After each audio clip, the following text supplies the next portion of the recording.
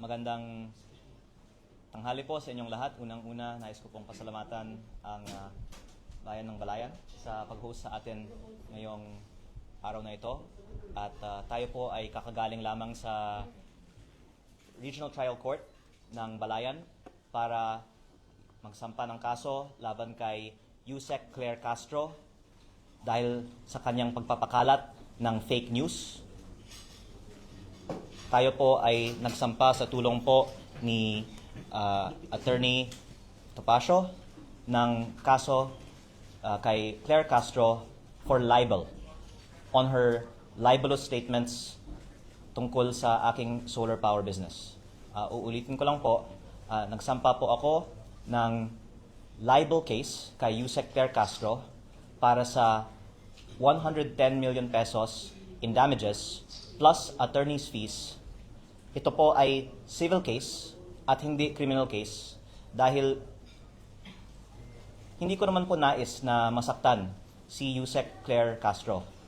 Nais ko lang pong depensahan ang pangalan ko dahil sa kanyang pagpapakalat ng fake news tungkol sa akin. Nais ko din pong linawin na hindi po natin kalaban ang administrasyon at si Yusek Claire Castro lang po ang ating kinasuhan. Pero ayon po sa advice ng ating lawyer, si Attorney Topacio, si Yusek Claire Castro ay pwedeng kasuhan din ng cyber libel o criminal case.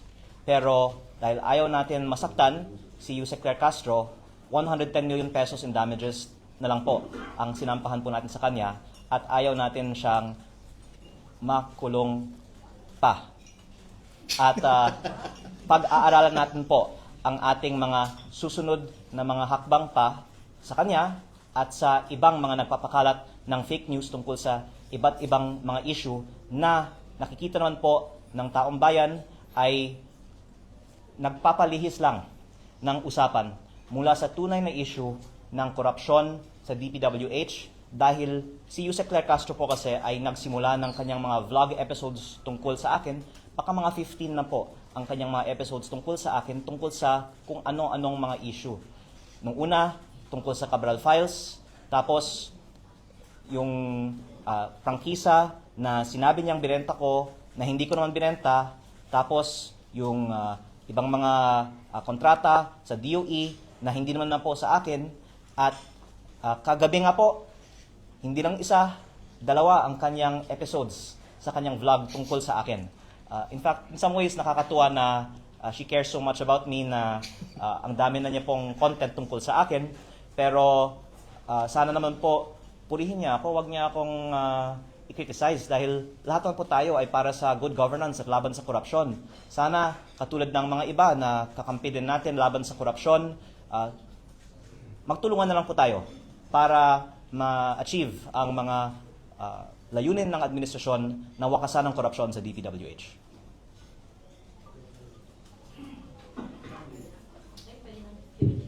Pwede na po. Talkback. Talkback na daw sabi ng Gen Alpha. Okay, Congressman. Gary Pacifico po sa 102.3 FM. Ito po sa Batangas. So, ito po bang mga parang fishing expedition sa pag-uungkat ng mga issue laban sa iyo? Sa palagay mo po ba, Congressman Leandro, ito po ba ay hinggil doon sa mga expose, doon sa mga Cabral Files, like Cabral Files na iyong isiniwalat sa publiko? At saan patungo itong mga nangyayaring ito? Ang taong bayan na po ang pwedeng maghusga na nung lumabas lang yung Cabral Files, doon nagsimula yung mga matitinding atake nila laban sa akin. At si Yusek Claire Castro ang pinaka-high profile na example nito dahil sa dami nga niya po ng mga vlog episodes tungkol sa akin matapos lamang kong nabanggit na ako po ay in possession ng mga Cabral Files. At ang isang dahilan actually na hindi ko naman sinusubukan na kausapin sila pa na wag na nilang tamaan ako ay nakikita naman ng publiko na hindi totoo ang sinasabi nila at ito po ay diversion lamang sa totoong issue. At hindi po ako ang nadi-discredit nila. Dinidiscredit nila ang sarili nila.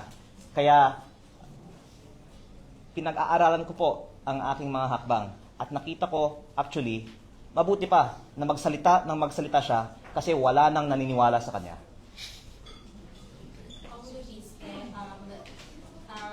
Nag-release na po ng UCC si Yusek Claire Castro and this is the exact quote. Inamin ni Kong Leviste na he is not the owner of Solar Para sa Bayan anymore, which has the franchise because he has already divested his shares. He himself is the source. What's your take on this? Ang unang kong sagot ko po kay Yusek Claire Castro, sumagot na lang si Yusek Claire Castro sa korte dahil may kaso na po kami. At ang direkta ko naman pagsagot para sa kaalaman ng publiko ay ang pahayag po kasi niya ay binenta ko ang kumpanyang may prangkisa sa Meralco kaya nagkapera ako daw dahil sa prangkisa. At hindi ko po binenta ang kumpanya na may prangkisa. Ang kumpanyang binenta ko ay ibang kumpanya na ang main asset nito ay lupa sa Nueva Ecija. In fact, pinapasalamatan ko po si Pangulong Bongbong Marcos na siya po ang naging guest of honor sa groundbreaking ng proyekto ng kumpanya na itinatag ko. Ito po ang nagpasok ng pinakamalaking foreign investment sa buong Pilipinas sa taong 2025 at sa ngayon ay nag-employ ng mahigit 10,000 ng ating mga kababayan sa Nueva Ecija. Kaya hindi din po totoo na hindi po ako nagde-deliver sa aking mga kontrata. Binenta ko po ang aking kumpanya at yung may-ari ng aking kumpanya, majority stake ngayon, ay nagpapatakbo ng aking kumpanya at matagumpay po ito kasi ito nga po ay pinupuri ng administrasyon.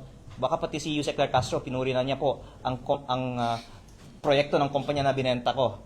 Kaya, pero ang point po dito is parang naliligaw si Yusek Claire Castro sa daming mga kumpanya ko kasi yung alegasyon niya, binenta ko yung kumpanya na may prangkisa, yung binenta ko, hindi yung kumpanya na may prangkisa. Yung kumpanya may prangkisa naman, ito po ang nasabi ko ng status. Ito po ay inaprubahan sa 2019. At may dalawa pong probisyon ang prangkisa. Una, para mag-operate, kailangan ng implementing rules and regulations. Pwede pong tignan ang batas na ito mismo. At ang DOE po ang dapat maglabas nito at walang inilabas na IRR ang DOE. Pangalawa, ang franchise na nakalagay naman na kung hindi mag-ooperate for 2 years, ito po ay ipso facto revoked. Ano, attorney, ang ibig sabihin ng ipso facto revoked? By its very fact, automatically. Okay. So, tumigil po ang operation ng kumpanya sa 2022 dahil hindi pa nabigyan siya ng mga permits to operate. Kaya, within 2 years of that, maaari natin sabihin na ipso facto revoked na ang prangkisa ng kumpanyang ito. Actually, nung una kong binunyag ito, baka nagulat si Yusek Claire kasi hindi niya napag-aralan ang batas na ito. Pero ito naman po ay nasa Google. At kung ginawa lang po nila ang kanilang homework at hindi lang po pang social media content ang kanilang mga vlog, hindi na nila sanang sinabi ito at hindi na sila sana napahiya. At dagdag ko din po na ang Kongreso ay nag-aproba din ng isang general law noong 2022 din na may repealing and amendatory clause na nakasaad na ang mga legislative franchise na may kaugnayan sa batas na yon ay thereby repealed or amended. At nakalagay po sa general law na ito na ang mga kumpanya sa sektor na yon ay hindi nangangailangan ng prangkisa. Ang kinalabasan po ng batas na yon ay walang saysay, wala ng visa ang prangkisa na ibinigay sa kumpanya ko noong 2019. Kaya sa maraming mga dahilan, wala ng prangkisa ang kumpanyang ito at wala na rin naapektuhan sa bagay na ito dahil mula 2022 may bago ng batas ang Pilipinas tungkol sa sektor ng kumpanyang ito. Ayan, maraming salamat po, Congressman. We have another question. Pero kung maaari ko lang dagdagan, ako po ay nasasaktan na pinalabas na yung prangkisa ng gobyerno ay ginawa kong pera. Dahil kabaliktaran nga ang nangyari. Ako po ay nag-invest ng daan-daang milyon para sa initial na mga planta ng kumpanyang ito na handa nang gumawa ng kuryente para tumulong sa ating mga kababayan. Pero hindi na aprubahan ang permit to operate. Kaya out of exceeding caution at dahil nirespeto natin ang batas, tinigil namin ang operasyon, hindi na nga gumawa ng kuryente. Ang laki po ng lugi ko sa investment na yun. At ang lumalabas, sinabi nila, gumawa ako ng pera at labag ako sa batas. Kabaliktaran nga, nalugi ako dahil ako po ay nagko-comply sa batas. Kong Ellen Santos po from Net25 here.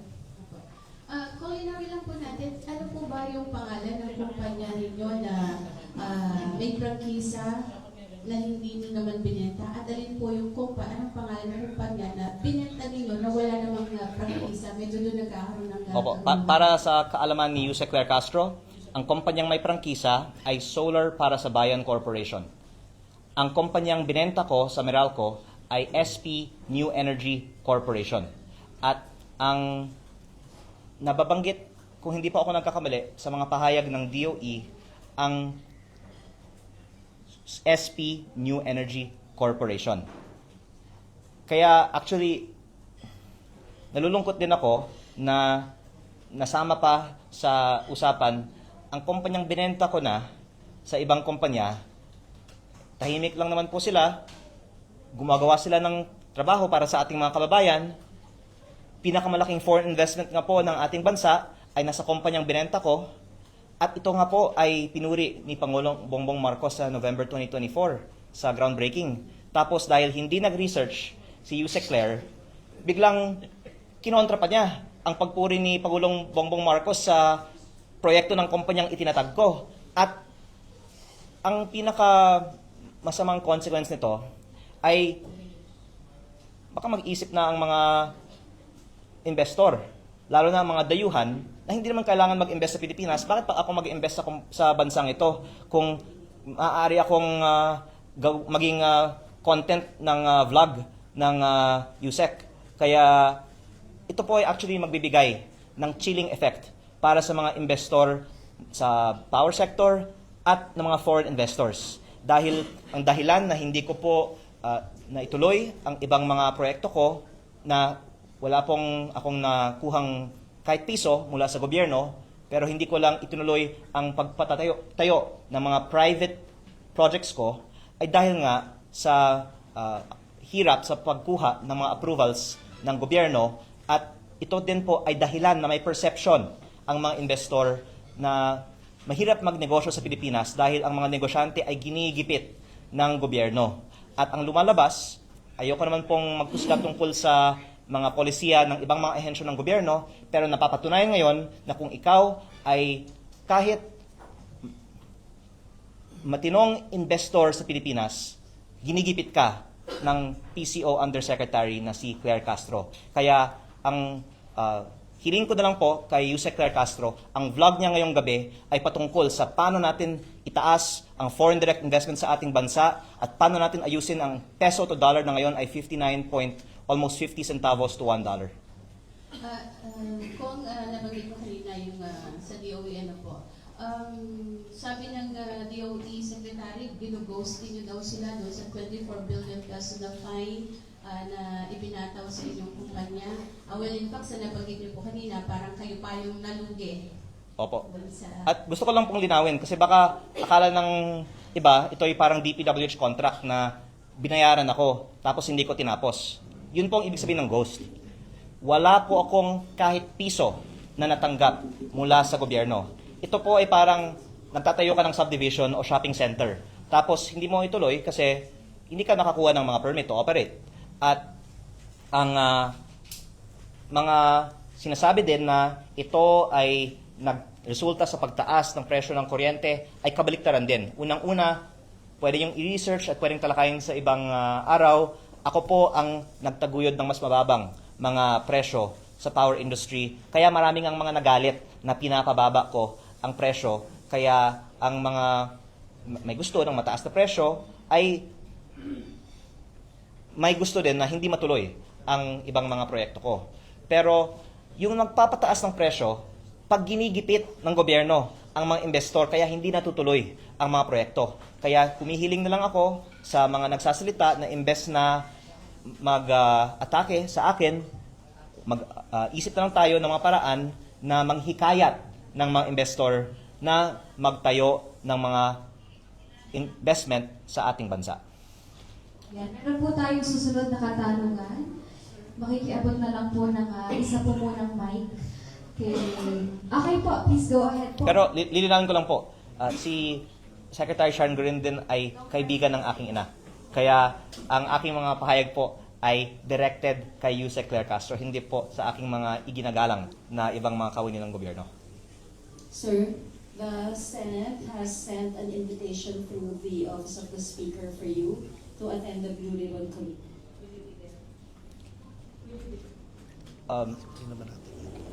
Ang nais kong sagutin dyan ay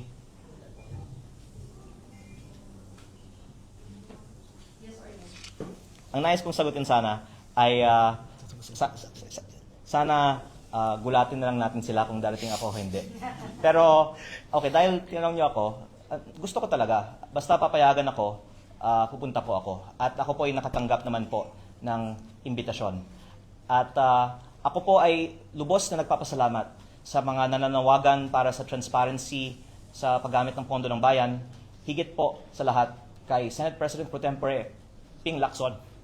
Dahil yung mga ginagawa niya po talaga ay para sa bayan. Marami pong mga natatamaan sa mga Blue Ribbon Committee hearings na ito. Maraming may gustong hindi na matuloy ang mga Blue Ribbon Committee hearings na ito. At despite all of those who would want to keep the truth from the public, the fact na ipinagpapatuloy pa ni Senate President Pro Tempore Ping Lacson ang mga Blue Ribbon Committee hearings ay isang gandang patunay na seryoso ang ating gobyerno, lalong-lalo po ang Senado sa leadership po ni Senate President Pro Tempore Ping Lacson para lumabas ang katotohanan sa paggamit ng pondo ng bayan. Sir, can you please clarify kasi sinabi maabot po. Sir, can you please clarify kasi sinabi po ninyo, basta papayagan kayo, you will go. Sino po ang dapat magbigay ng permiso po sa inyo? Okay. Ang usapan natin ay initially about the case that I filed on Yusek Claire Castro this morning. But I thank you for bringing up this topic because it is the real issue for public interest now. And I'm going to say some things now for the first time. Unang-una po, mula nung may nakuha kong mga files mula sa DPWH last year, marami ng mga nagsabi sa aking ina, and in some cases pati sa akin, na gagawan ako ng mga kaso kung ilalabas ko ang mga files na ito. At para sa sarili kong kapakanan, tumahimik na lang po ako. Pero not least because of exemplary role models like Senate President Pro Tempore Ping Lacson, tuloy po tayong nagsasalita at naglalabas ng impormasyon tungkol dito. Ngayon, ang alam ng publiko tungkol sa files sa DPWH at tungkol sa mga DPWH projects ay tip of the iceberg po lamang. The public only knows the tip of the iceberg in terms of the projects currently being investigated by the DPWH. But I hope that the Blue Ribbon Committee hearing led by Senate President Pro Tempore Ping Lacson will increase the public's knowledge of what are really behind these files. And I defer to Senate President Pro Tempore Ping Lacson on doing so because I greatly appreciate also his and even Congress's statement that they will subpoena the Cabral files from the DPWH. And hopefully by doing this in the Blue Ribbon Committee hearing, finally malalaman na ng publiko ano po ang laman nito. Pero tinanong niyo po, bakit ako maaring hindi makarating sa Blue Ribbon Committee hearing kahit na ako po ay nakatanggap na ng imbitasyon? Dahil marami nga pong nagsasabi na wag kang magsalita at baka kung ano pang mangyari sa'yo. Kaya, ang mga files na hawak ko ay nasa mga USB. At kung may mangyari man sa akin, lalabas ang buong files na hawak ko. Kaya makakaasa po ang publiko na malalaman nila ang katotohanan patungkol sa budget ng DPWH at sa mga proyekto ng DPWH kahit may mangyari sa akin. Pero kaya ko po sinabi na hindi ako sigurado na makakarating ako sa Blue Ribbon Committee hearing dahil kung babasehan ko po sa mga ipinarating na sa akin at sa aking ina, hindi ko po alam kung ano po ang mangyayari sa akin bago mag-Blue Ribbon Committee hearing. Opo, sir, hindi naman po ibig sabihin that you need to seek permission from the House leadership or the Speaker. Hindi po. Basta ako po ay may imbitasyon. Basta ako po ay hindi patahimikin, nais ko pong dumalo sa Blue Ribbon Committee hearing. Sir, can you please clarify the information that you are still the Vice Chair of the Board of Solar Philippines? Ako po ay may-ari ng Solar Philippines. Kaya ang kumpanyang itinutukoy, una, yung Solar para sa Bayan, at pangalawa po, ang SP New Energy Corporation. Hindi po ang Solar Philippines.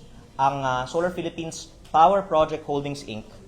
ang holding company ng mga shares ko sa mga ibang kumpanya kabilang ang minority interest ko sa SP New Energy Corporation.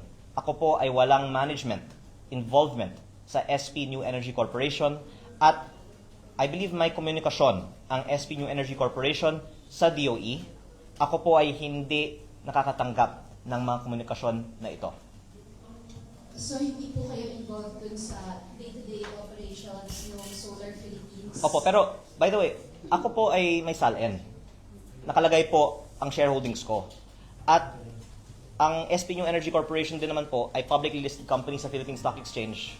Kaya, consistent with our advocacy for transparency, nilalabas naman po natin ang aking mga ownership interests sa mga kumpanyang ito. Hindi po ito controlling interest sa SPNEC. At ako din po ay nag-iingat na umiwas sa mga usapan na makaka-involve sa companies that I have interest in. Pero, in fact, kung ako po ay bibigyan ng pagkakataon ng Kongreso na talakayan din ang mga issue sa power industry, baka 6 na oras po tayong magpe-press con tungkol sa mga anomalya at ang regulatory capture at ang ibang mga sikreto na hindi pa lumabas sa publiko tungkol sa power industry. Pero alang-alang din po sa maraming mga matatamaan kung tayo po ay magkakaroon ng press con po tungkol doon, hindi ko po binubuksan ang mga issues ng power industry. Ito po ay aking sagot lang sa iniiwasan ko nga na talakayin ang mga sektor na may connection sa mga kumpanya na ako po ay may shares in. Opo. Sir, last na lang po. Can you give us a timeline ng request nyo for a meeting with Senator Lacson? Like, on this day, kinausap niyo yung mom nyo and then your mom talked to Senator Lacson, etc. Plus yung reports daw that you cried to your mom. Can you Okay. please clarify? Unang-una po, ang sinabi naman po ni Senting ay nag-usap siya sa aking ina. So, hindi naman po ako yung nag-usap in that instance directly kay Senting. At hindi po totoo na umiyak ako sa aking ina. Baka mas totoo po na ang aking ina yung umiyak. Pero ang sinabi naman po ni Senting sa kanyang press briefing nung isang araw ay ako po ay dumadaing sa aking ina.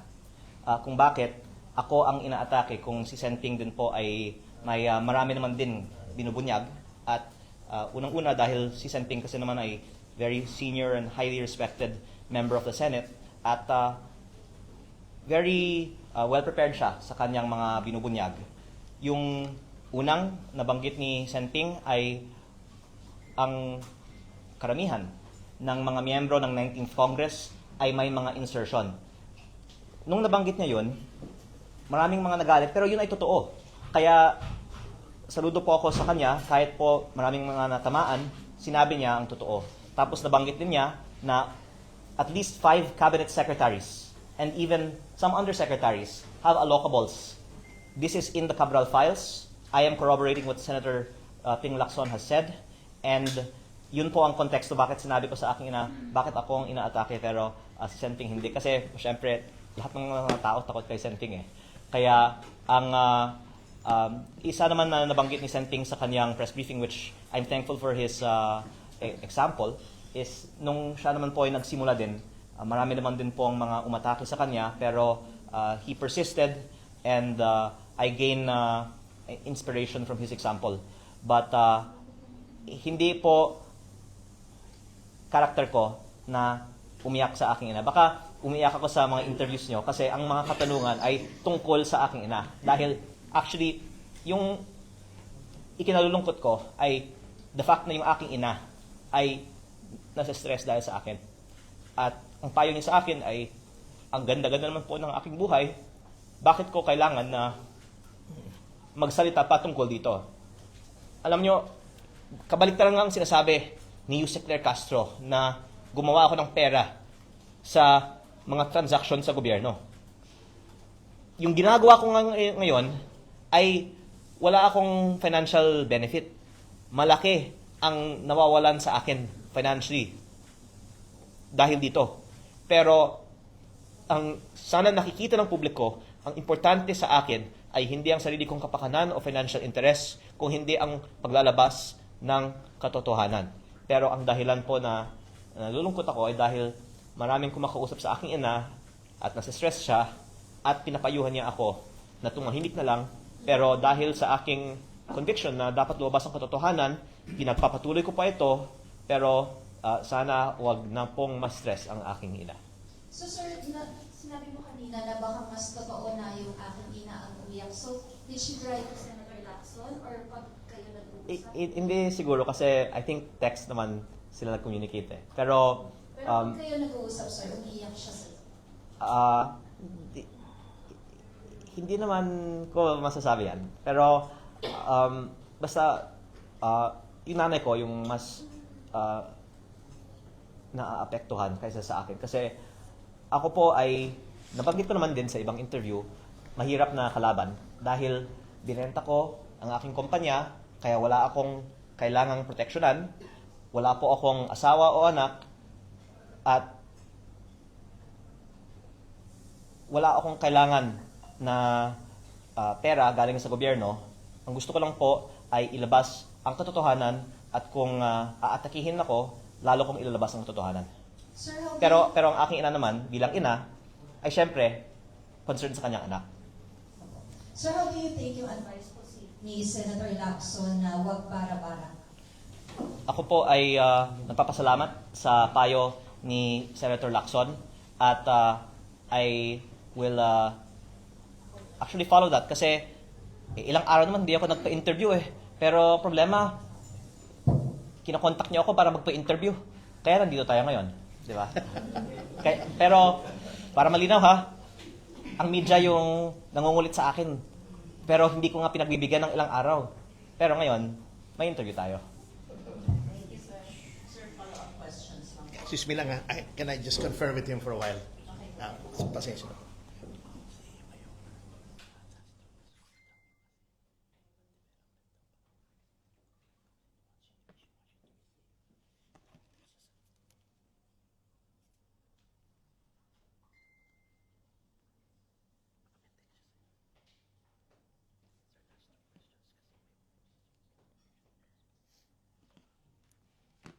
Sorry sige, let's resume. Sorry about that. As I'm speaking with you right now, the reason why Attorney Tomasio told me to look at my phone is there are really threats to me right now. Dahil baka noon hindi alam ng iba ang ibang hawak ko maliban sa Cabral files. Ang lumabas na sa media ay tip of the iceberg po lamang. At kung ilabas ko lahat ng mga files na hawak ko, maiintindihan ng taong bayan bakit higit pa sa lahat ng ibang mga target, ako ang pangunahing target ng iba't ibang mga personalidad sa nakaraang mga araw at linggo. At the more na inaatake ako, the more na nakikita ng taong bayan na tila may dahilan na nais ng iba na patahimikin ako, at ako naman po ay nakikinig sa payo ni Senator Ping Lacson na wag bara-bara, kaya yung mga hawak kong ebidensya, higit pa sa Cabral files, ay hindi ko inilalabas. Pero ang taong bayan na mismo ang pwedeng makakita na tila may dahilan na napakaraming mga personalidad ay umaatake sa akin. Kung ako naman po ay walang hawak na damaging evidence, siguro marami naman pong ibang atakehin nila na lang. O maraming ibang mga talakayin nila na lang. Pero ang dahilan na ang daming mga umaatake sa akin ay sa kadahilanan na ang hawak kong ebidensya ay higit pa sa Cabral files, at kung ilalabas ko ito, malaki ang magiging consequences nito para sa ating bansa, at dahil sila po ay nagmamonitor sa ating press con ngayon, ako po ay sumusunod sa payo ni Senator Ping Lacson na wag bara-bara. Basta wag nyo akong patayin. Dahil kung papatayin nyo ako, lalabas ang buong katotohanan ng mga ginawa ninyo sa DPWH.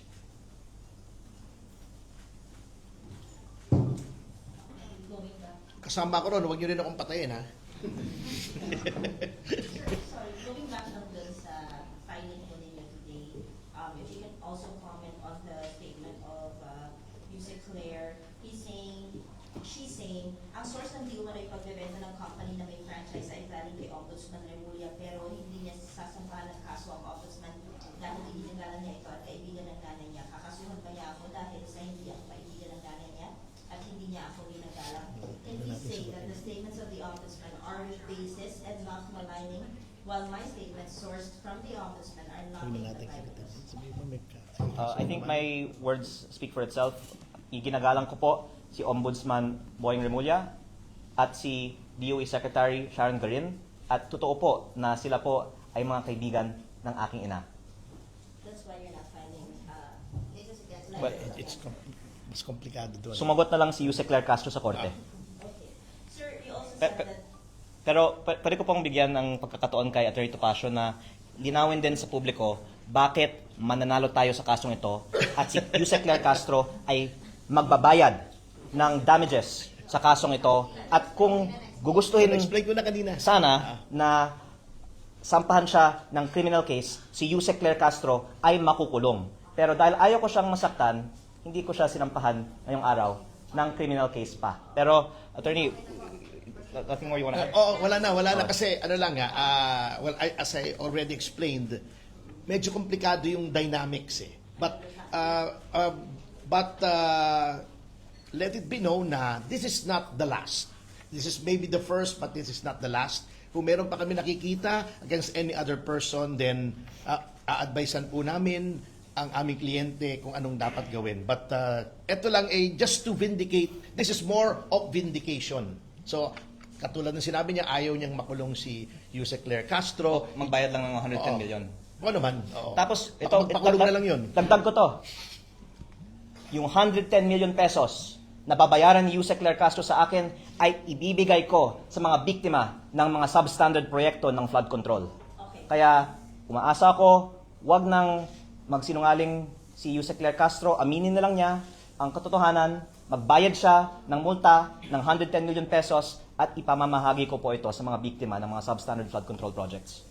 Sir, also you said, kasi nga, iba yung kumpanya na ibinenta ninyo, hindi ito yung may prangkisa.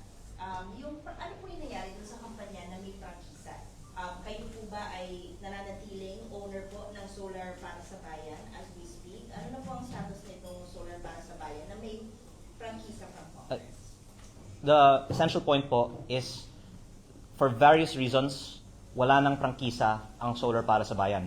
Unang-una, nabanggit ko po kanina, para malinaw po, nakalagay sa prangkisa 2 probisyon. Una, within 2 years, kung walang operasyon, ito po ay ipso facto revoked. Automatic po.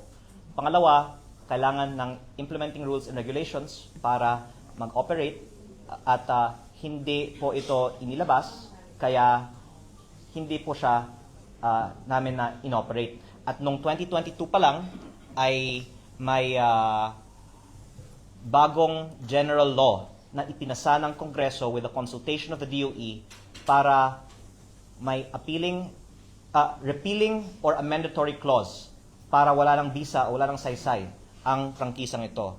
Given the foregoing, I think we can say na wala na ring Yes, solar para sa bayan Yes. franchise. Sarado na po. Ano Opo. po ang status? Nagsarado na po ang operations ng solar para sa bayan. Defunct po ang negosyong ito. We'll take the last 2 questions, please. Since when, sir? I already said 2022. And in 2022, labas din kasi ng bagong law with a repealing and a mandatory provision that refers specifically to legislative franchises on the same topic. Microgrids. Kaya wala ng visa at wala ng saysay ang kumpanyang ito at wala naman din nag-bring up ng issue ito maliban sa nung nabanggit ko yung Cabral Files. And you remain the owner of Solar Philippines? Yes, I own Solar Philippines Power Project Holdings Inc. Sa dami pong mga pangalan ng mga kumpanya, yung mother company ko po para sa aking shares sa SPNEC ay Solar Philippines and I own Solar Philippines. Holding yun eh, oo.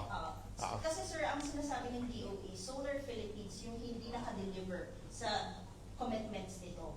What can you say about that? Yung Na 2% kumpanya lang yung kumpanyang binenta ko po kasi sa Meralco ay pangalang Solar Philippines New Energy Corporation din. Puro Solar Philippines po kasi ang mga pangalan ng aking mga kumpanya eh. At I really think na medyo na over na yung media coverage on this thing kasi para sa kaalaman ng lahat, maraming mga kumpanya naman na may mga permit, hindi nila itutuloy yung mga proyekto at hindi naman nagiging subject ng mga presscon ang mga cancellation ng mga contracts na ito at I really just want to make the media focus on what is in the real public interest.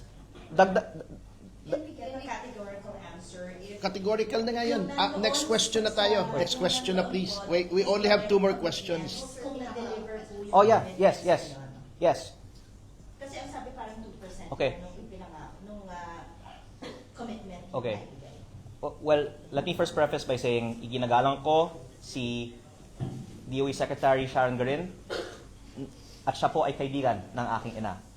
Ang aking pahayag ay general at ang aking pahayag po ay ito. Ang SP New Energy Corporation, ang kumpanyang binenta ko sa Meralco ay may proyekto sa Nueva Ecija. Yun po ang dahilan na binili ang kumpanya ko ng Meralco na may mahigit 3,000 hectares. By the way, taking a step back lang, sa tingin ko kaya naisip nila na binenta ko ang prangkisa kasi nagtaka ang iba bakit nagbayad ang Meralco ng ganitong kalaking halaga. Dahil may mahigit 3,000 hectares. Pinapaliwanag ko lang kasi ito po talaga ang psychology ng iba. Pero lilinawin ko lang na ang kumpanyang binenta ko sa Meralco ay walang prangkisa at walang kinalaman sa prangkisa. Pero you're asking, totoo ba yung 2%? Hindi po. How much did you Okay, ganito po. Ang kumpanya na binenta ko sa Meralco ay may proyekto sa Nueva Ecija na 3,500 megawatts.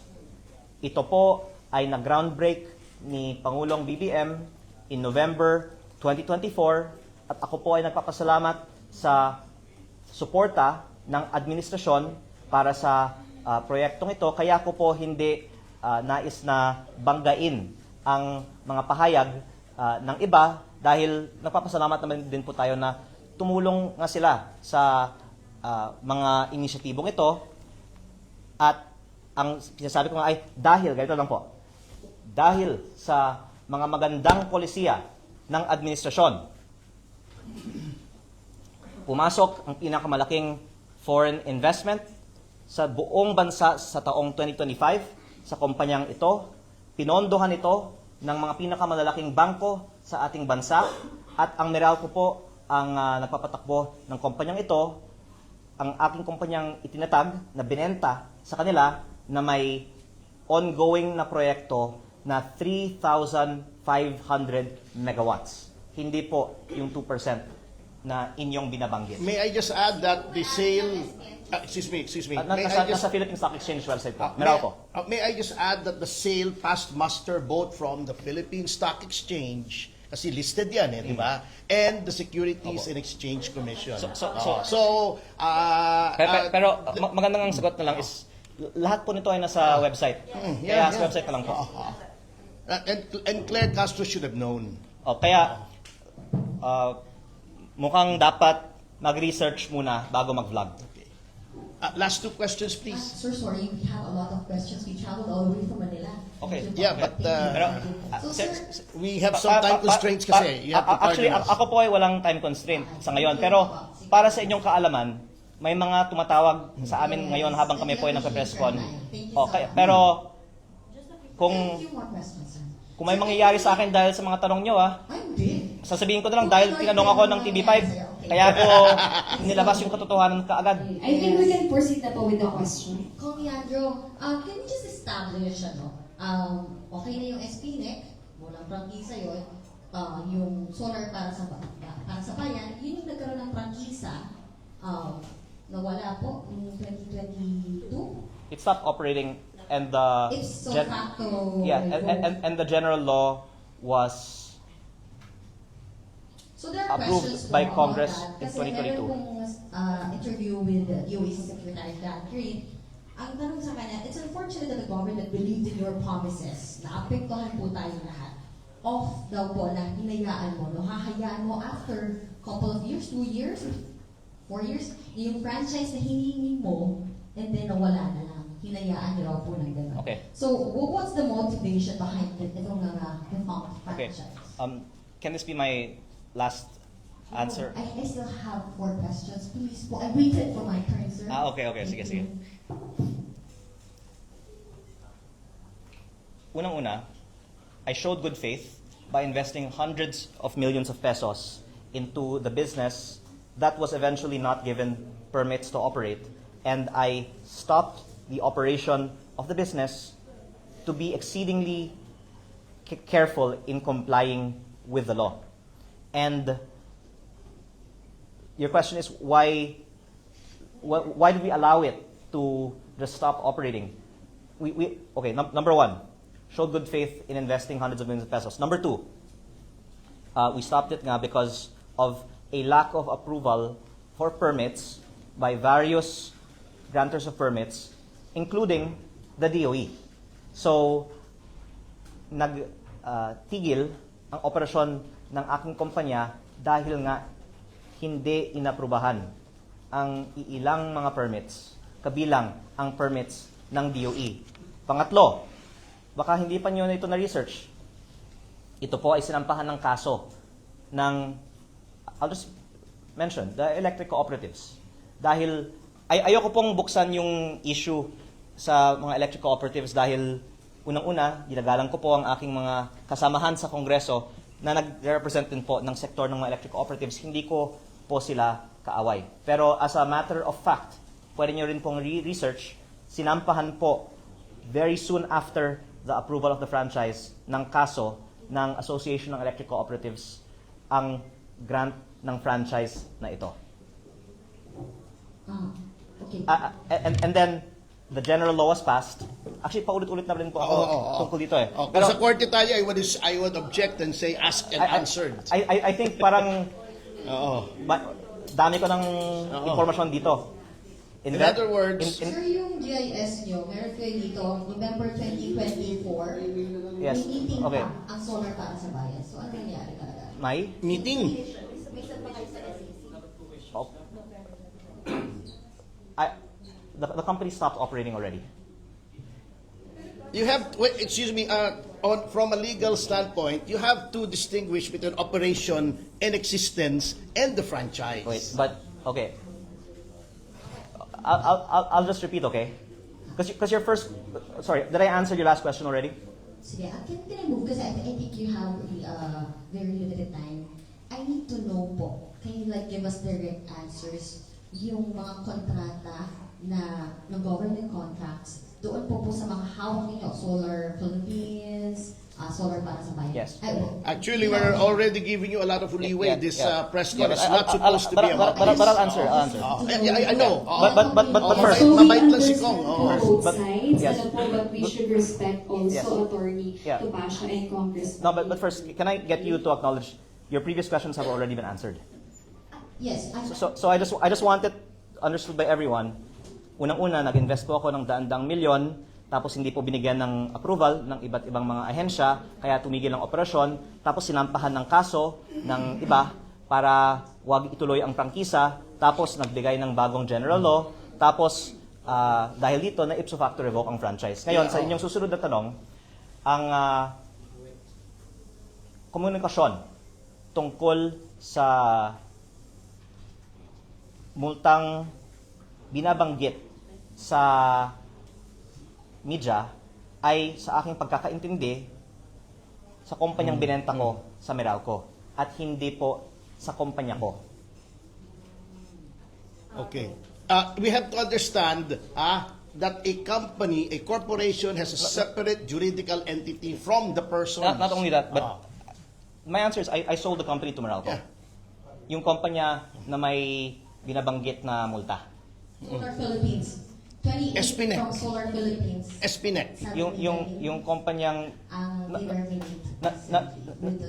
nabanggit ko na po sa aking exclusive interviews with DCBB and GMA na ako po ay may multa na ako po ay may natanggap na komunikasyon tungkol sa mga mas maliliit na multa. Kaya totoo po na may ibang mga nakansilang mga kontrata patungkol sa mga mas maliliit na multa sa halaga ng tens of millions of pesos. Pero yung binabanggit sa media na alleged 24B ay actually something that I am not fully informed about kasi kung hindi po ako nagkakamali, yun po ay komunikasyon sa kumpanyang binenta ko dahil hindi po yun multa sa akin. Certainly, you have shares po. Nabanggit nyo may shares kayo. You're not directly involved. Shares where? It's okay, I understand. Shares na Solar Philippines and Espinec. Espinec. Under the 1987 Constitution, Article 6, Section 14, no senator or member of the House of Representatives may be directly or indirectly be interested financially in any contract with or in any franchise or special privilege granted by the government or any subdivision agency or instrumentality thereof, including any government-owned, blah, blah, blah, blah, blah. Your comment on this, kasi sir, under the Anti-Graft and Corrupt Practices Act, directly or indirectly having financial or pecuniary interest in any business contract in connection with which he intervenes or takes part in his official capacity or in which he is prohibited by the Constitution or by any law from having any interest, bina-violate niyo po itong Anti-Graft and Corrupt Practices. So is this your last question? It's a criminal offense. And so the question, Your comment Sorry, on that. is this your last question? yes, Who said that? question. Is that you saying that? No, or wait. No, I'm Sorry, stating let me answer. po No, sorry. I'm citing po the... She's citing po an Sorry, article. can I have the floor, please? Is this your last question? No, it Yeah, I'm aware of that. Wait, give me your last question, and then I'll answer all your questions together. Last Yeah, question. so question is, Sorry, clearly you have I shares understand. po, and then Can you give your me- comment on this particular... And then, can you give me your last question? After that, I'll then answer both at the same time. so, No, wait. I'm gonna answer. Okay, Okay, but can you tell me your last question so that Last question na yun. Depends on your answer. Last No, question no. na yun. We cannot, Okay, pwedeng okay. tuloy-tuloy with naman this tayo. po, sorry. I already announced that. Sorry. Let me let answer. us let Let me This answer. my question after, yes. Yeah. I read the part of the Constitution Did you violate po itong 1987 Constitution Article 6, Section 14? Thank you, sir. Okay. Ako po ay obviously well advised and informed ng mga abogado. Kaya siguro inosente lang ang mga nag-iisip na ako po naman ay gagawa ng ganyang pagkakamali. Akala nila wala akong abogado. Malinaw po sa batas na walang paglabag ang ownership ng financial interest ko sa Solar Philippines Power Project Holdings na may interest nga sa mga DOE service contracts. At please allow me to finish. Nabanggit ko po kanina na ako po ay una, nag-disclose ng aking ownership sa aking SALN, hindi nagpa-participate sa mga diskusyon tungkol sa energy sector o franchises, at ang policies na ito ay malinaw po sa Kongreso dahil karamihan po ng Kongreso ay may ownership sa mga kumpanya na may ganito ding klaseng mga kaugnayan sa gobyerno. Kasi napaka-lawak po ng sakop kung ang inyong interpretasyon ay ang ownership ng mga shares sa kumpanya na may dealings with gobyerno ay ipinagbabawal. Kung ganun po, ako po ay nananawagan na magkaroon tayo sa January 26 ng malawakang talakayan sa lahat ng mga potensyal na conflicts of interest. Tignan natin ang mga SALN ng 318 members of Congress at ano ang mga kaugnayan ng mga kumpanya na pinag-aari nila sa mga kontrata sa gobyerno. At ang lalabas po siguro ay marami pang mga ibang may ganyang mga kaugnayan sa gobyerno o higit pa, at ang legal advice po is yung kailangan is disclose mo, tapos wag kang magkaroon ng participation sa mga diskusyon sa Kongreso tungkol sa mga sektor ng kumpanya mo. Notwithstanding that, meron pang mga iba na may-ari, for example, ng construction company, pero may kaugnayan sa DPWH o sa Public Works Committee. Pero ako, mas maingat ako. Hindi po ako nakikialam sa Energy Committee sa Kongreso. At ang aking sagot sa inyong tanong ay no, walang issue. Kasi ito naman po ay ayon sa advice ng aking lawyer. And then meron pa akong isang dadagdagan pa, pero pwede niyo pong tapusin ang inyong tanong. So, answer ay hindi po kayo lumalabag dito sa Opo. article. yes. Opo, yes. Categorically. Hindi. Kahit At- indirectly. Opo. Okay na ba Opo, tayo dyan? Okay na pero tayo? ako po ay welcome sa... Please let me answer. I welcome 6 hours committee hearing with both the franchises, energy, DICT, transportation, public works, lahat po ng mga komite sa Kongreso patungkol sa mga sektor ng ating ekonomiya para buksan natin ang mga SALN ng lahat ng mga congressman para makita natin sino ang may mga deklarado o hindi deklaradong kaugnayan sa mga kumpanya sa mga sektor na ito, dahil ako po ay consistent sa ating advokasya para sa transparency. Ako, i-disclose ko po lahat dahil ang ating categorical answer sa inyong tanong ay wala pong paglabag sa batas. Lalong-lalo po dahil i-disclose ko po itong lahat. At kung may pagkakataon na talakayin ito sa Kongreso, I am not only open to that, gusto kong talakayin ito sa Kongreso. Last account. So, that applies not just to the Constitutional Commission, but also to the act and draft. Yes, wala pong paglabag at hindi lang po ako bukas dito, gusto kong talakayin ito sa Kongreso. Pero Kong, doesn't this sort of impair your position a bit? Kasi you didn't divest from SPEH DTI, but you're also on the crusade where you Okay. call out people who have conflicts of interest in construction Look, companies. Very fair question. Unang-una, ako po ay walang partisipasyon sa mga bagay sa energy sector sa Kongreso. Kahit na, if I may put modesty aside, marami akong maaaring maibunyag tungkol sa mga secret practices, mga sikreto sa energy sector. Hindi ako nagpa-participate sa Energy Committee ng Kongreso. At hindi din po ako involved sa operations ng kumpanya na may dealings sa DOE.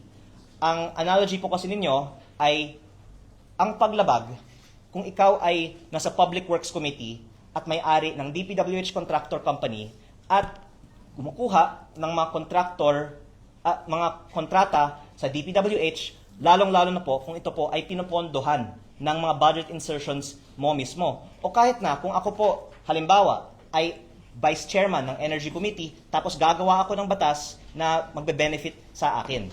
Yun po ang paglabag. Pero ako po ay mas maingat pa.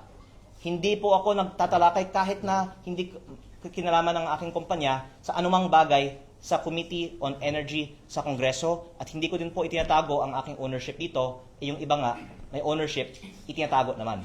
So, I hope that answers po your question.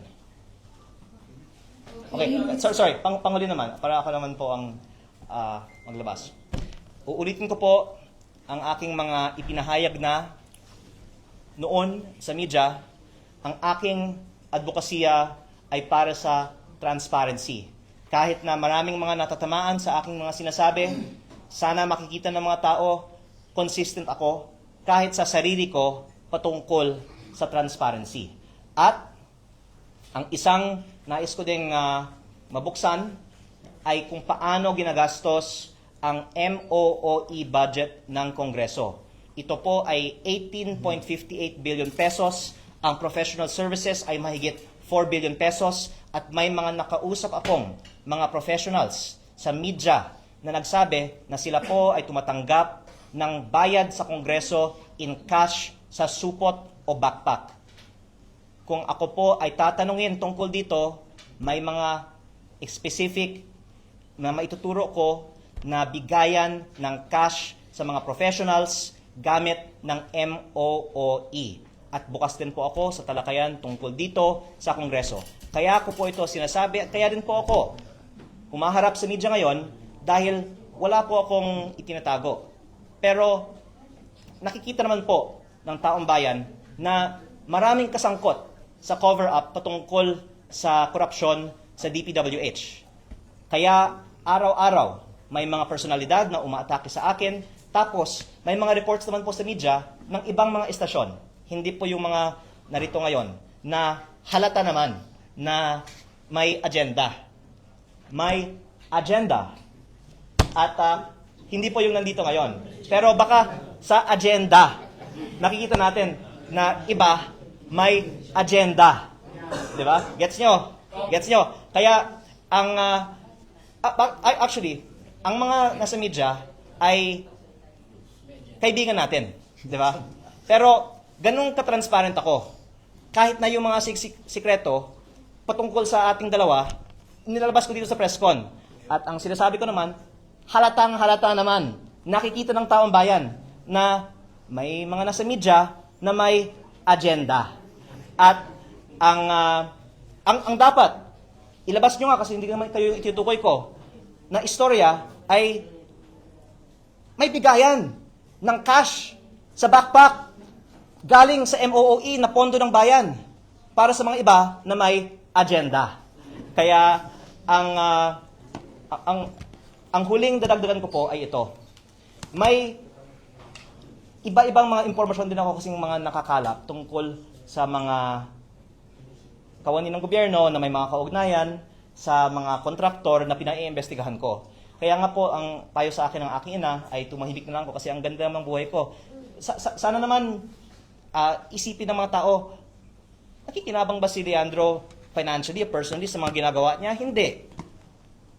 absolutely, sa ikababuti ko na tumahimik na lang. Pero hindi po ako ganun eh.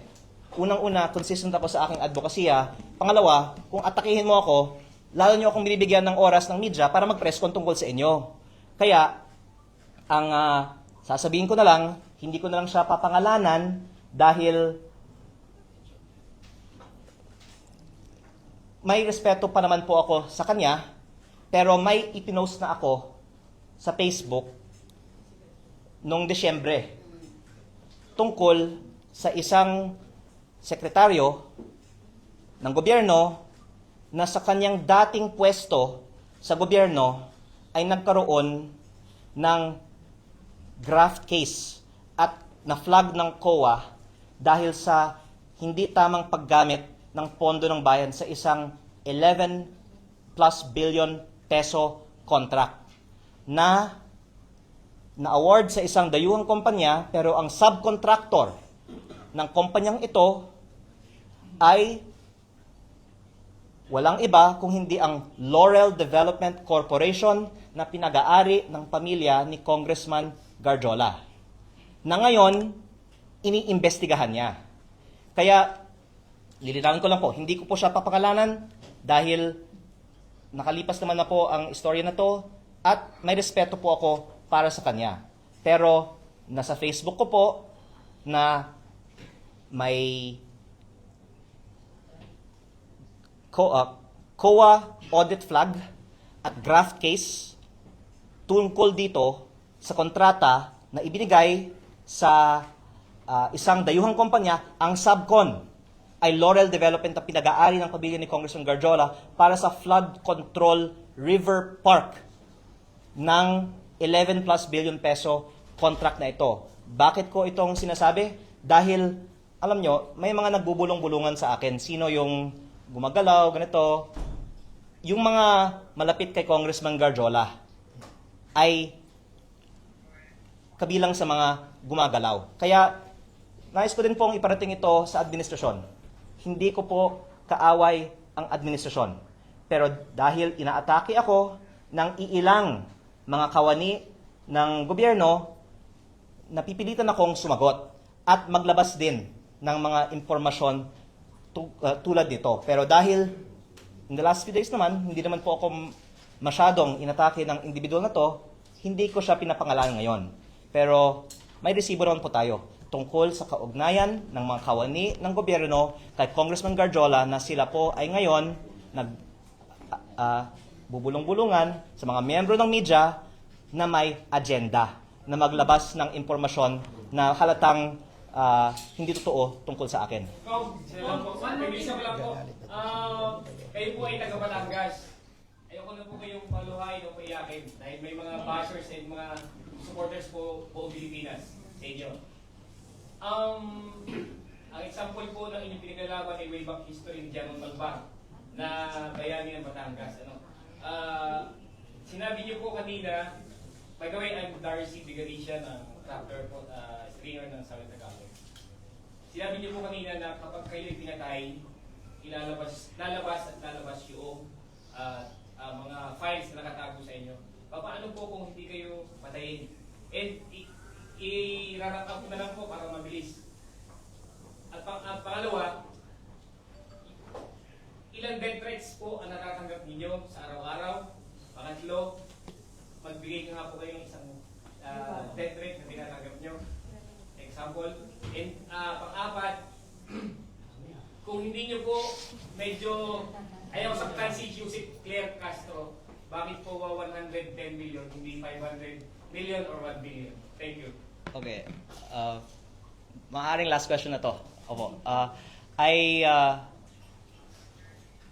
don't receive most of the threats directly. Nabanggit ko naman na po noon na yung nanay ko yung kinakausap dahil kung tatawagin nila ako, papangalanan ko sila. At ang karamihan ng mga threats ay tungkol sa mga kaso, hindi naman papatayin ako. Pero ang pinapahiwatig ay, sasabihin ko lang, ang buong gobyerno daw ay aatake sa akin kung ako po ay magsasalita. At hindi daw ko alam kung ano po ang gagawin nila, hindi lang necessarily kaso, basta buong gobyerno daw ang aatake sa akin kung ako po ay magsasalita at kung ilalabas ko ang mga files na ito. ang files na ito ay nasa mga USB at kung may mangyari sa akin, lalabas ang buong files. At ako po ay tulad po ng nabanggit ninyo, tayo po ay nasa Batangas ngayon. At ito po ang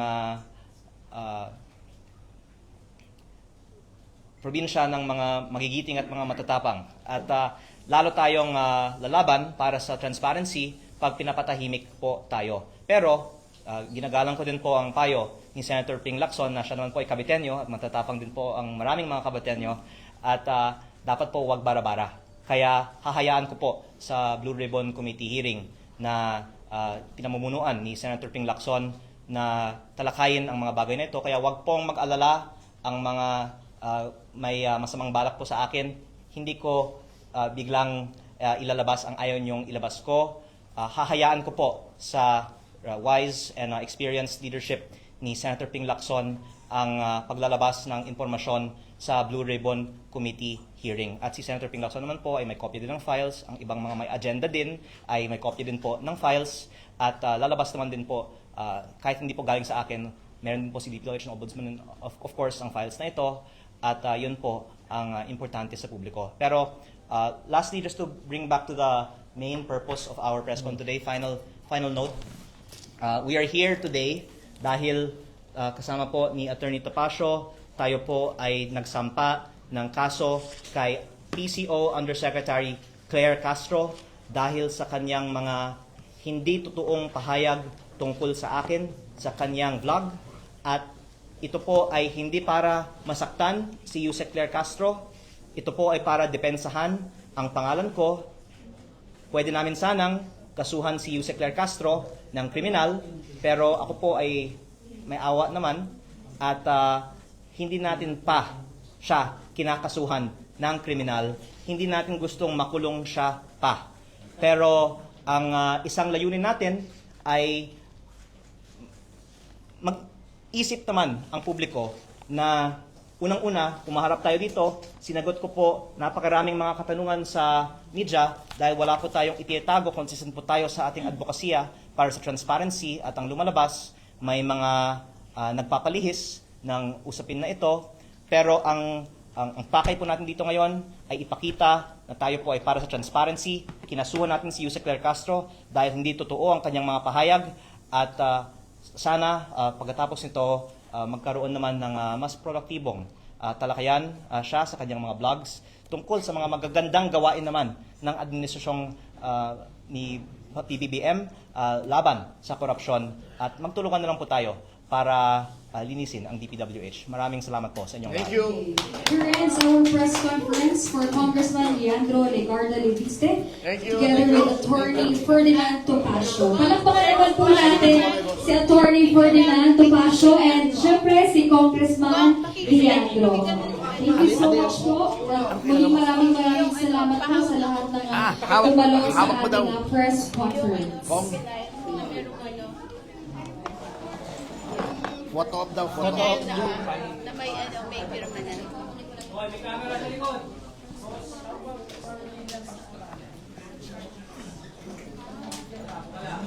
Ilang pages? Uy, lakad na lang. 19 yung main. Okay, 19 yung main. Yung malicious and defamatory sa libel integrity. Pumasok din yun sa solar na binanggit ni Yes, sa vlog niya. Yes, Yung sa solar. January 10, yung January 10. Specifically sa solar. Oh, yes, Thank you.